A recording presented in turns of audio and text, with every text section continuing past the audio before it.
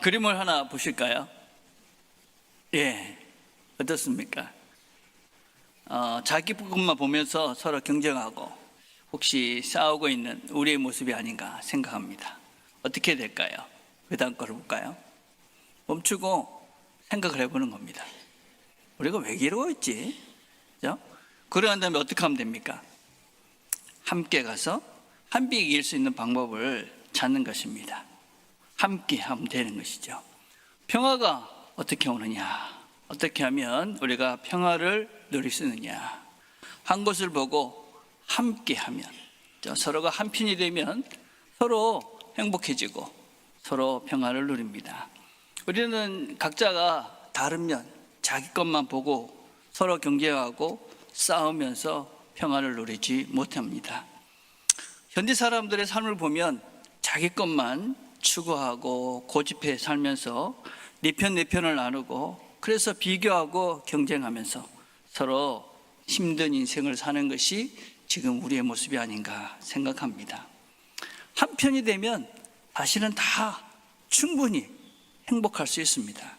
하나님께서 우리에게 충분히 다 주셨기 때문에 우리가 다 함께 하면 우리가 충분히 다 넉넉하게 살 수 있는데 우리가 이 한편 되지 못해서 서로가 적으로 생각하면서 적대시하면서 그래서 네 편이 있고 좌우가 있고 전라도가 있고 경상도가 있고 유대교가 있고 이슬람이 있고 남자가 있고 여자가 있고 서양이 있고 동양이 있고 이런 모든 나눔 이런 것들 서로 나누어서 적이 돼서 서로를 해하는 그런 어리석은 삶을 우리가 살고 있습니다. 여러분, 이런 나눔은 분리되는 것은 결코 하나님의 뜻이 아니고 하나님의 사람들이 할 일들이 아닙니다. 고린도서 1장 10절에 보면 이래 말합니다. 형제들아, 내가 우리 주 예수 그리스도의 이름으로 너희를 권하노니 너희가 같은 말을 하고 너희 가운데 분쟁이 없이 같은 마음과 같은 뜻으로 온전히 합하라. 하나님의 사람들은 한 마음으로, 그렇죠? 분쟁이 없이 같은 마음, 같은 뜻으로 온전히 합하는 사람, 이게 예수의 마음이다. 여러분, 예수님께서 우리에게 오신 것은 모든 사람이 다 한편이다, 하나님 편이다 하는 것을 깨닫게 하게 오신 것입니다. 너희는 모두가 다 하나님의 사랑을 받는 하나님의 사람들이다. 그러니 서로 하나 돼서 평화를 누려라. 여러분, 아주 간단하고 심플한 이런 메시지인데, 하나님께서 예수님을 통해서 우리에게 주신 아주 간단한 메시지죠. 평화의 왕으로 오신 그분이 우리 모두를 하나로 만드신다. 그리고 우리는 모두 하나님 편이다. 오늘 이야기도 바로 그런 이야기의 연장선상에 있는 이야기입니다. 본문에 의하면 어떤 사람들이, 헬라인들이 예수님을 만나러 옵니다. 명절에 예배로 올라온 사람 중에 헬라인 몇이 있는데 저희가 갈릴리 베세다 사람 빌립에게 가서 청하이르되 선생이여, 우리가 예수를 배웠고자 하나이다. 예수를 본다. 여러분, 이거 예수님을 만나러 온 헬라 사람, 이 헬라 사람이라는 것은 단순히 헬라 출신이다 그런 의미가 아닙니다. 그 당시에는 헬라 말을 했고 헬라 문화가 지배했던, 그래서 이 헬라인이라는 말은 곧 이방인이라는 것을 의미합니다. 여러분, 유대인들은 결코 이방인들과 상종하지 않았습니다. 그리고 이방인들 역시 유대인들과 상종하지 않았습니다. 그런데 이 이방인이 예수님을 찾아온 것입니다. 이건 무슨 말씀이냐면 이사야의 예언의 말씀대로 모든 이방 열방 사람들이 예수께 나올 것이다 라는 말씀을 이루고 있는 말씀입니다. 이사야 42장 6절에 보면 나 여호와가 의로 너를 불렀은즉 내가 내 손을 잡아 너를 보호하며 너희의 백성의 언약과 이방의 빛이 되게 하리라. 60장 3절에 또 이래 말합니다. 열방은 내 빛으로 왕들은 비치는 내 광명으로 나아오리라. 66장에 보면 내가 그들 가운데 징조를 세워서 그들 가운데 피한 자를 열방에 보내리니 그들이 나의 영광을 열방에 전파리라. 이제 예수님께서 단순히 유대 왕이 아니라 온 세상을 비추시는 모든 열방의 그런 주님이 되신다 하는 것을 이방인들도 이제 알고 예수를 찾아온 것입니다. 예수님은 단순한 교회 안에 계시는 그런 하나님이 아닙니다. 우리만의 하나님이 아닙니다. 여러분, 예수님은 교회 안에 있는 이 기독교 안에 있는 우리 안에 있는 이 사람들만을 위해서 죽으신 것도 아닙니다.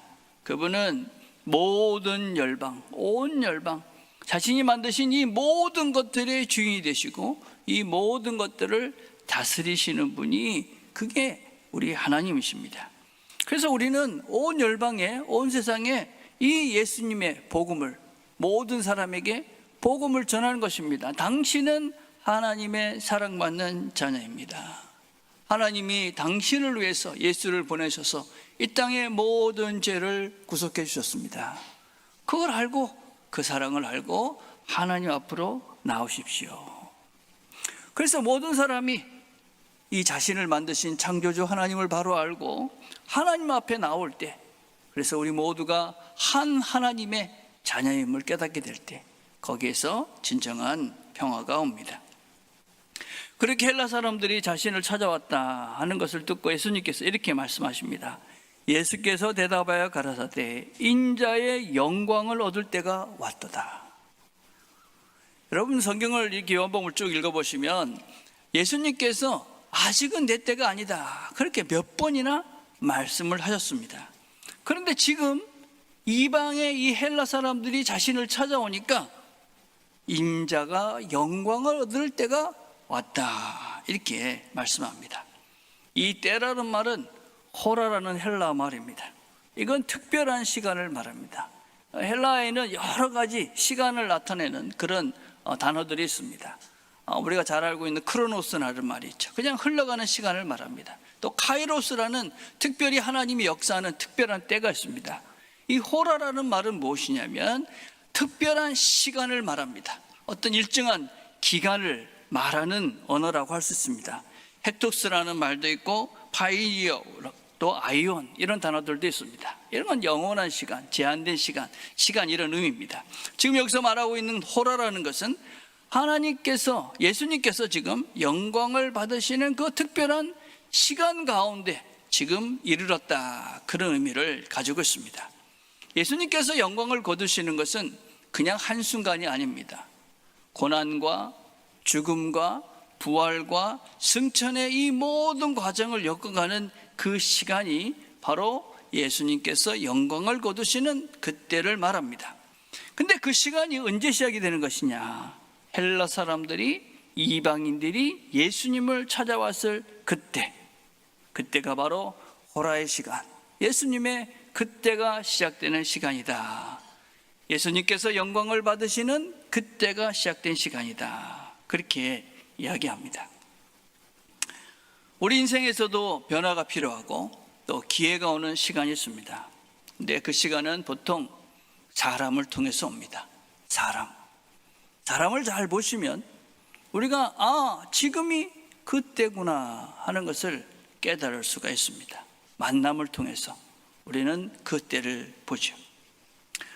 저는 개인적으로는 필로라는 미국에 있는 신학교에 가서 처음 수업을 들었던 로버트 크린턴 박사님의 수업을 지금도 저는 제 사고에, 또 제 믿음에, 제 신앙에 또 다른 문을 열었던 그런 시간이라고 믿고 있습니다. 그분을 만난 것이 제 삶에 참 감사한 일이다, 또 다른 문을 열었다, 그렇게 생각하고 있습니다. 제가 50이 돼서 교회를 사임하고 공부하기 위해서 미국에 갔습니다. 뉴질랜드에서 미국까지 가는 것은 13시간에서 14시간이 걸리는 정말 힘든 그런 여정입니다. 도착을 해서 기숙사를 가라기 때문에 이제 학교에 가니까 코디네이트 목사님이, 지금 로버트 크린턴 박사님이라는 분이 수업을 하고 계시는데 이분이 연로해서 아마 다음 학기부터 수업을 못할 수도 있다, 그러니까 힘들지만 한번 수업을 들어보시라, 그렇게 말을 했습니다. 여러분, 정말 피곤했거든요. 아침 새벽에 도착해서, 그래서 학교 왔는데 수업을 들어라. 저희도 이제 블록 티칭이라고 그래가지고 9시부터 5시까지 수업을 해요. 월요일부터 금요일까지. 그 수업을 들으라 가라 이러는 거예요. 그럼 참 피곤한데 쉴까 말까 이렇게 생각하다가 그래도 공부하러 왔는데 가보자. 그 수업을 갔습니다. 제가 그 수업을 들으면서 제 머리에 금이 갔습니다. 야, 참 내가 모르는 게 너무 많았구나. 제가 그래도 공부를 한다고 좀 했다 생각했었습니다. 그래서 제가 신학을 한국에서 7년 했고 영국에서 3년 했고 또 뉴질랜드 가서도 계속 공부를 했거든요. 신학 공부를 학교에서만 한 게 10년이 훨씬 넘었습니다. 그래서 제가 좀 안다 생각했는데 아니구나. 제 머리에 금이 갔고, 아, 내가 알고 있는 거는 정말 조금이구나. 예. 미국에 있는 동안에 정말 열심히 공부했습니다. 거진 하루도 빠지지 않고 수업에 들어가고, 그리고 정말 저녁 늦게까지 책 보면서 정말 열심히 공부를 했습니다. 그때 제가 생각했던 것은, 아, 다른 세계가 너무 많구나. 너무 크구나. 이 하나님을 알아간다는 것은 무궁무진하구나. 그래서 제 사고에 금이 가고 새로운 눈이 열렸던 시기였습니다.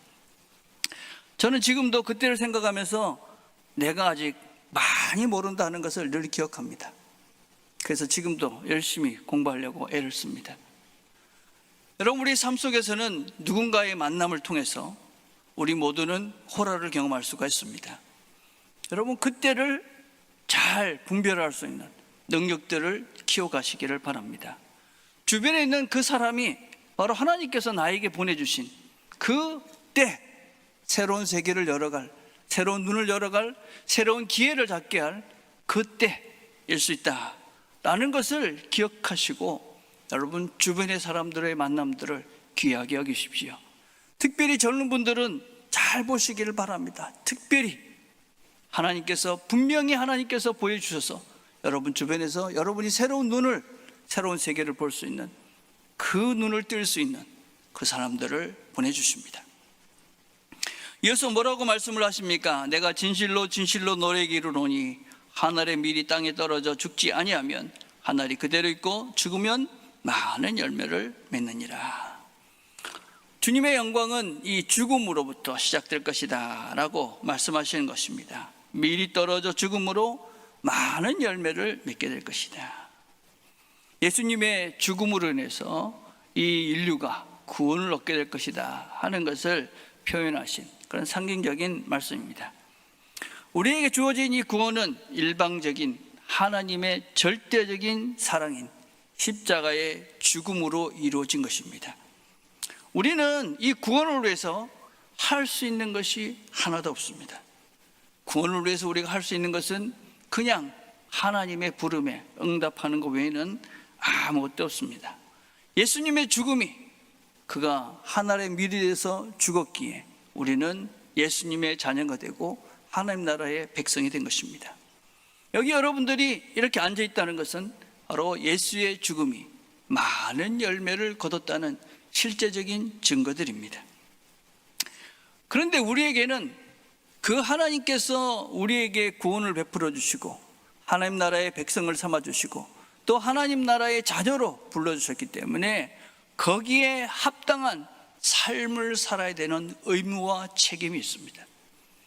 우리가 하나님 나라의 백성이 되어서 하나님 나라의 백성답지 못하게, 자녀답지 못하게 사랑하지 않고 이기적인 그런 삶을 산다는 것은 내가 하나님 자녀됨을 망각하는, 아버지를 부끄럽게 하는 그런 삶이다 라고 할 수 있습니다. 그래서 우리는 그 삶을 살아야만 합니다.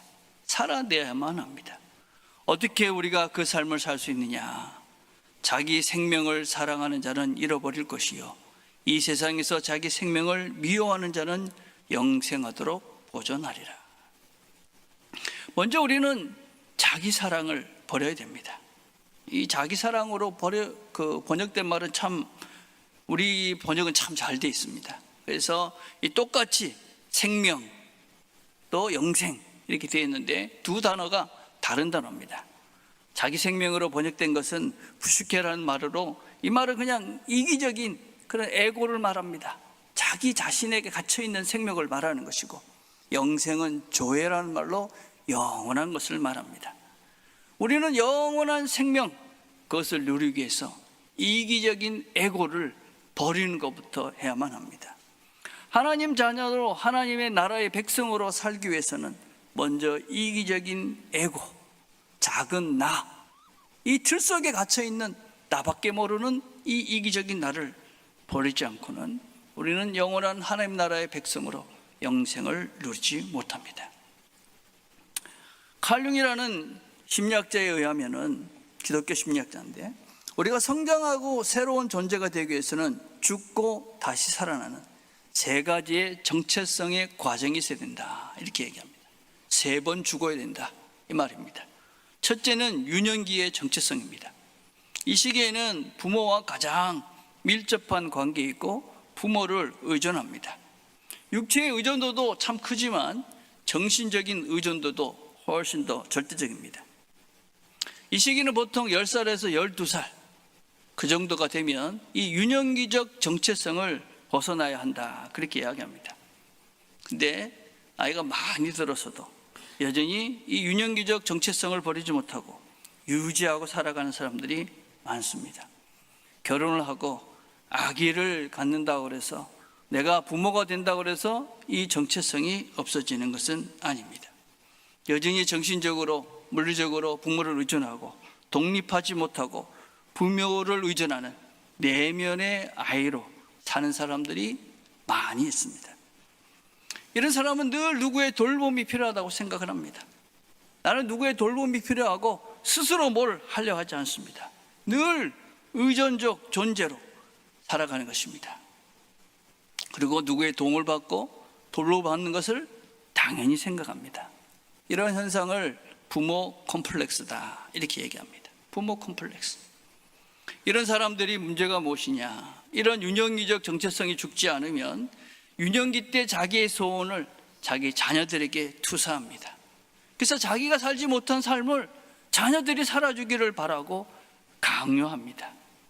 그러니까 이 아이가 자기 삶을 사는 것이 아니라 부모가 투영해 놓은 그 투사된 삶을 사느라고 힘들고 어렵습니다. 이 아이도 결국 어떤 아이가 되느냐? 의존적 인생을 살 수밖에 없게 되어집니다. 유년기적 정체성이 죽지 않으면 우리는 평생 자라지 못합니다. 이렇게 나이가 많이 됐는데도 누구를 돌봐야 되겠다는 생각이 들지 않고 누구에게 돌봄을 받아야 되겠다고 생각하면서 만약에 공동체 생활을 하고 신앙생활을 하고 있다면 여러분은 아직 유년기적 정체성을 벗지 못한 내면의 어린아이의 인생을 살고 있는 것이다.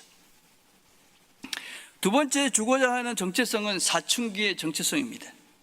사춘기는 자신의 독립을 위해서 반항하고 저항하는 시기입니다. 자기를 과시하고 자기를 드러내고 싶은 시기가 바로 이 사춘기의 정체성입니다. 그러면서 직업과 애정에 대해서 스스로 결정할 수 있는 힘을 키워가는 시간입니다. 책임감을 키워가는 시기죠. 결정할 수 있는 힘을 키워가는 시기입니다. 그래서 부모로부터 독립해서 이제 내가 스스로 결정하고, 그래서 독립해서 내가 무엇을 선택하고, 그래서 책임을 지는 인생이 되는 것이 바로 이 사춘기의 시기입니다. 학자들마다 좀 다르긴 하지만 이 나이를 12살에서 40까지 잡습니다.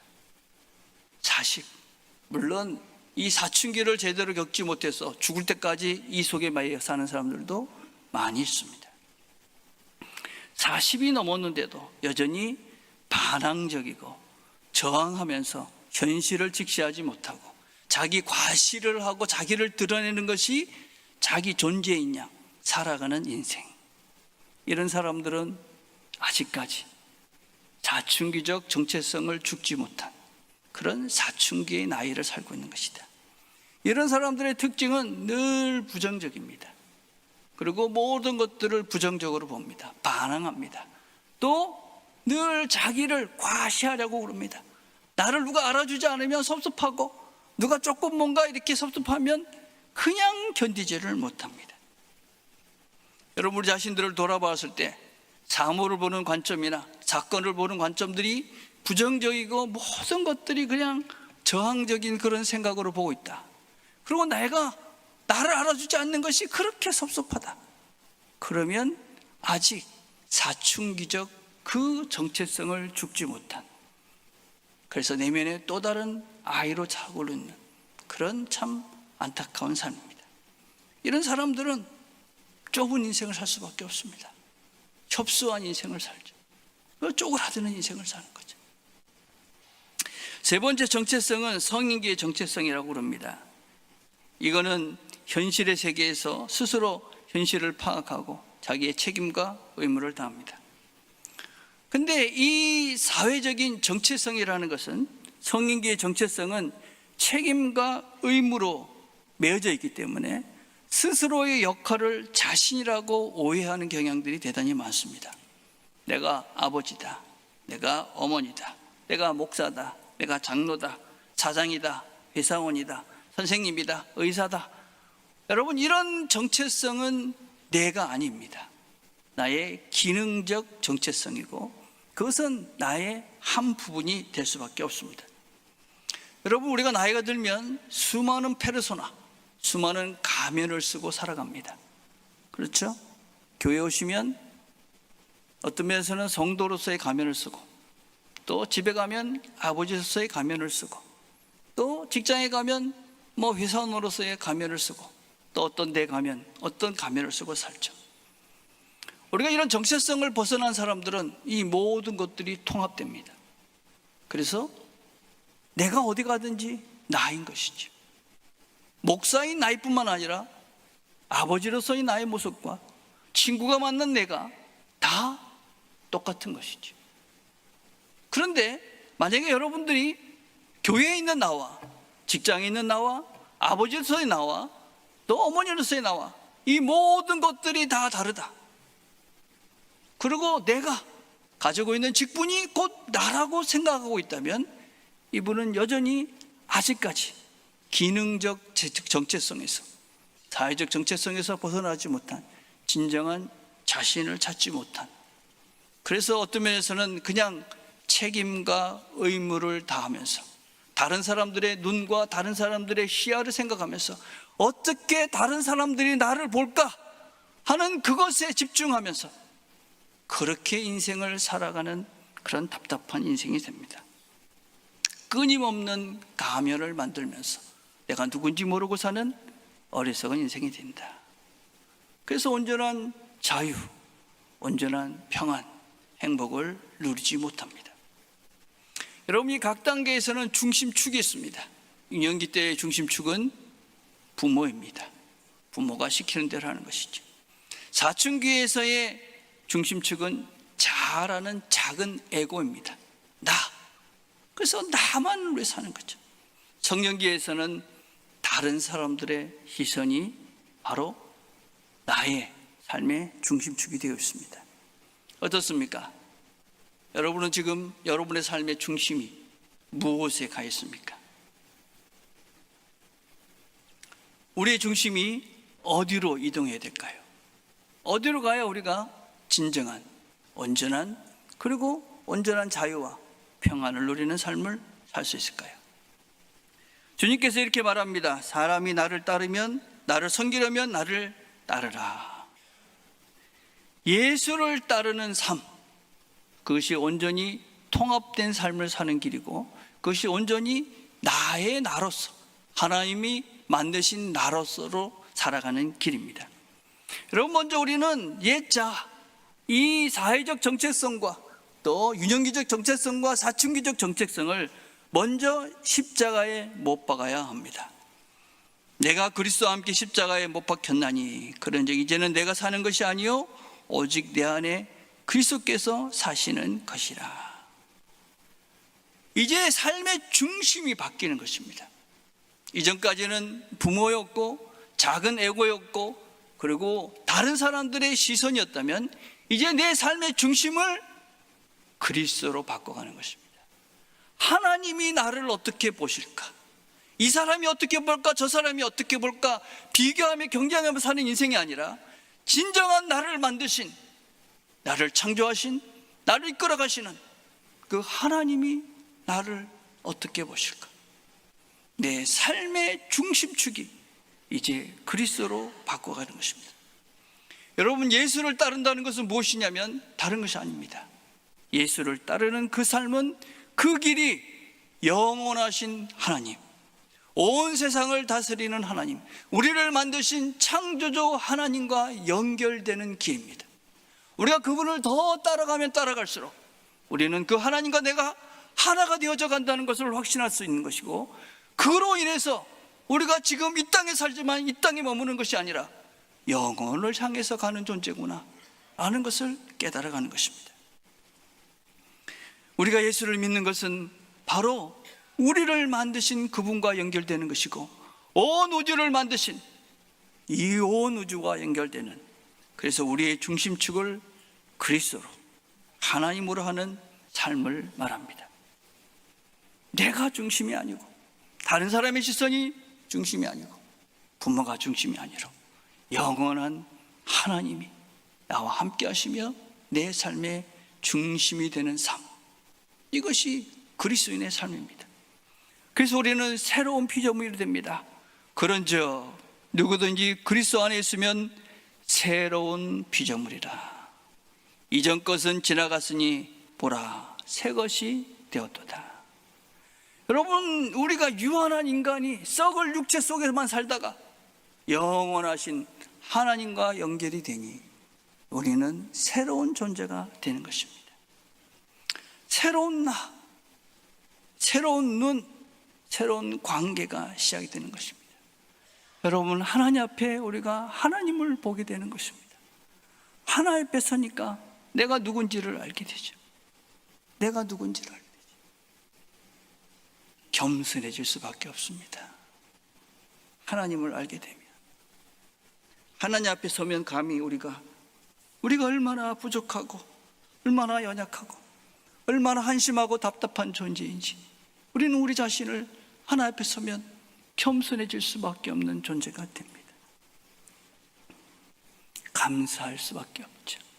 이런 나를 구원해 주시고 이끌어 가시는 그 하나님, 나를 보는 눈이 달라질 뿐만 아니라 너를 보는 눈이 달라집니다. 너를 보는 눈, 너가 더 이상 적이 아니라 하나님의 사랑받는 귀한 존재구나. 여러분, 거기서부터 평화가 시작이 되는 것입니다. 내가 미워하던 그 사람이 적이 아니라, 이방인이 아니라, 유대인이 아니라, 남자가 아니라 여자가 아니라, 주인이 아니고 종이 아니라 하나님의 사랑받는 존재구나. 예수의 마음이 되는 것이지. 너희는 유대인이나 헬라인이나 종이나 자유인이나 남자나 여자나 다 그리스도 예수 안에서 하나이니라. 우리 모두가 다 하나구나 라는 것을 깨닫는 것이 우리가 예수 안에 있는 증거입니다. 아, 이 사람도 하나님이 사랑하는 분이구나. 저 사람도 하나님이 사랑하는 분이구나. 거기에서 진정한 평화가 시작됩니다. 사람이 나를 섬기면 나를 따르라. 나 있는 곳에 나를 섬기는 자도 거기 있으리니 사람이 나를 섬기면 내 아버지께서 저를 귀히 여기시리라. 나를 따르면 나도 거기 있겠다. 내 아버지께서 귀히 여기신다. 내 아버지께서 나를 귀히 여기신다. 금주에 제가 김미경 강사가 쓴 마흔의 수업이라는 책을 읽어봤습니다. 여러분 주보에 나중에 한번 보십시오. 전 여러분 스스로가 하루를 마감할 때마다 잘했어, 너 100점이야 이렇게 했으면 좋겠어요. 잘 살았어, 수고했어. 그래서 정말 자신을 먼저 돌아보고 귀하게 여기는 연습부터 시작해라. 우리가 다른 사람들을 돌아보라는 말을 참 많이 들었습니다. 그렇죠? 우리가 다른 사람들 돌아봐야 합니다. 그러나 먼저 자신을 먼저 돌아보시고, 내 자신들이 건강하고 내 자신이 올바라야 다른 사람들도 올바르게 건강하게 돌아볼 수가 있습니다. 여러분 스스로가 만족하지 않는데, 그죠? 내 자신이 귀하게 여기지 않는데 누가 다른 사람들을 내가 어떻게 귀하게 여기고 다른 사람들을 만족시킬 수 있겠습니까? 내가 만족스럽지 못하니까, 내가 불평이 많으니까, 불만이 많으니까 그 불평과 불만을 늘 다른 사람에게 투사하는 겁니다. 투영해서 넌 왜 그러냐? 여러분, 내가 불평이 쌓이고 불만이 쌓일 때 내 자아를 먼저 보십시오. 왜 그런가? 내 안에 왜 이런 불평과 불만이 있는가? 내 자신 속에 있는 그 아픔과 그 그림자가 결국은 다른 사람들에게 비추는 불평과 비난과 불만으로 나타나는 것이죠. 내가, 내 내면이 건강해야 다른 사람들도 바르게 돌볼 수가 있습니다. 하나님께서 뭐라고 말씀하십니까? 내가 너희들을 귀히 여긴다. 예수의 길을 걸어가는, 예수의 길을 따라 걸어가는 너희들, 힘들고 어렵지만 이 길을 따라 애쓰는 너희들, 내가 너희들을 귀히 여긴다. 내가 너희들과 함께한다. 우리를 귀하게 여기시고 또 우리와 함께 하시는 그분께서 나를 귀하게 여기시고 또 우리와 함께하는 이 모든 사람들을 귀하게 여기십니다. 그래서 우리 모두에게는 서로가 귀한 존재들입니다. 하나님 안에서 우리가 서로 귀하게 여기고 사랑하면서 평화를 누려가시는 저와 여러분 되기를 주님의 이름으로 축복을 드립니다. 기도하겠습니다.